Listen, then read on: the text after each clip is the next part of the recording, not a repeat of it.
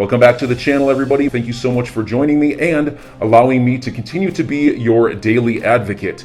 If you're new here or you're not subscribed for any reason, please do me a huge favor and hit the subscribe button. Thank you to all of you who have been watching and following me for so long. It truly means a lot, and I'm glad that I can be this person. Ripple exec state list of demands to end XRP lawsuit. The ending of the lawsuit is perhaps soon. Maybe a few months from now. Look at these two dates, guys, which is very interesting. Discovery to April 15th, 2022, and the deadline for the joint proposed scheduling order to April 22, 2022. Seems like it's following the timeline. Should we say the Riddler timeline, right? Look at this, guys. XRP is not a security for regulators in the UK, Japan, Singapore. Now, this is how we know this whole facade case is just BS at the end of the day. Exactly right here, guys. The DOJ and FinCEN determined that XRP is lawfully used and traded in the marketplace as a virtual currency due to its functions as a store of value. Isn't that interesting? Seems like the better Bitcoin to me, guys. Look at this. The SEC and the court were also reminded that securities regulators in the United Kingdom, Japan, and Singapore have likewise concluded that XRP is a virtual currency not subject to securities regulation. As the UK Treasury stated recently, widely known crypto assets such as Bitcoin, Ether, and XRP are not securities. Again, but exchange tokens that are primarily used as a means of exchange. It's the exact reason why the SEC actors got the call to delay the case at the end of the day, right? But why? Why are they delaying it? In my humble opinion, it's because of they're waiting for regulations for Bitcoin and Ethereum, right?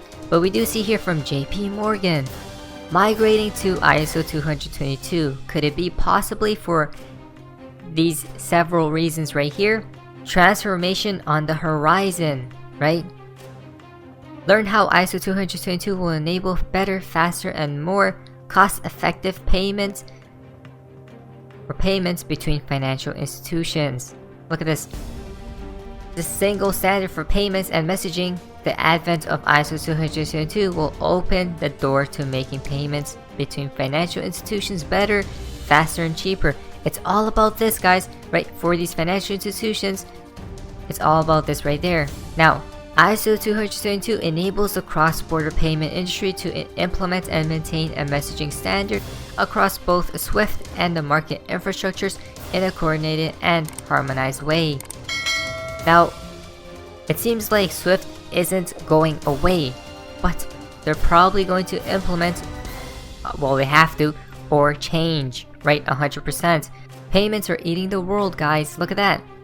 The next decade of payments promises to be even more transformational than the last, right? That's what we have been talking about. It connects to this tweet as well from Crypto Mike. Should I be bullish on the ISO 222 coins, right?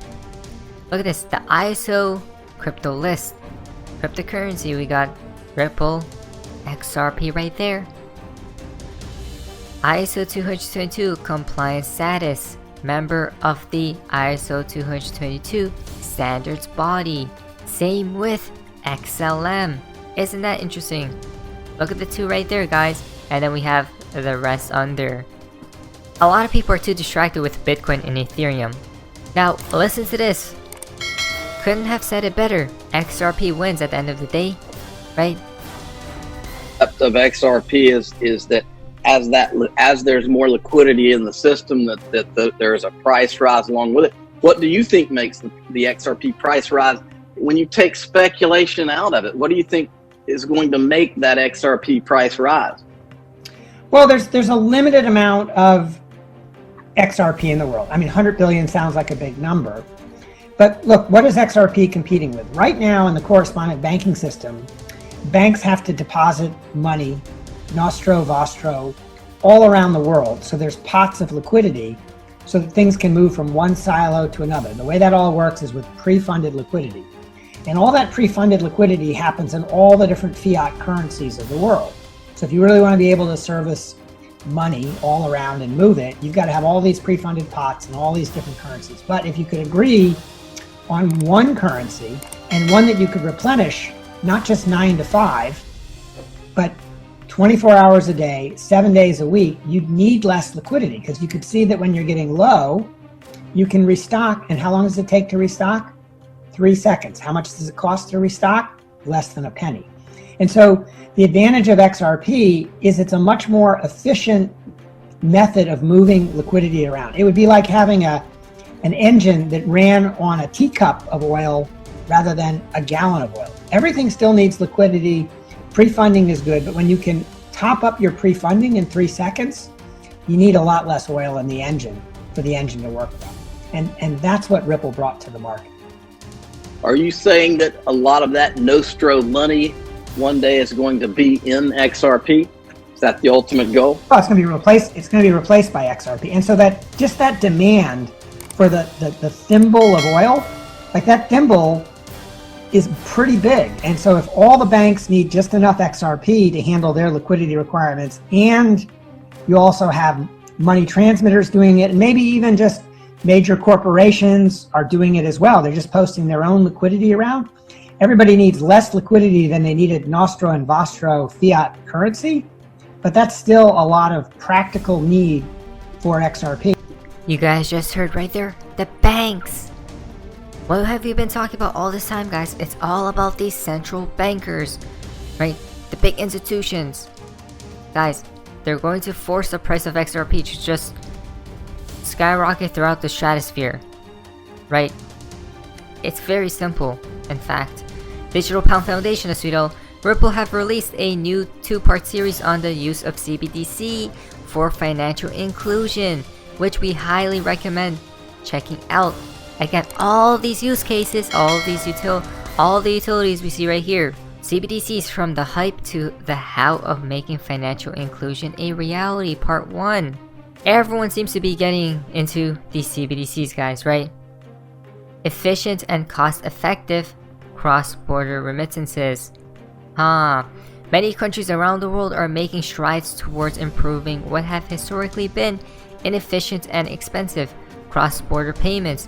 One example is the Kingdom of Bhutan and its central bank, the Royal Monetary Authority. As remittances are an important component of their economy, the country is now turning to a CBDC solution to lower the costs and time involved in making these payments. They are taking a truly digital-first approach. Digital.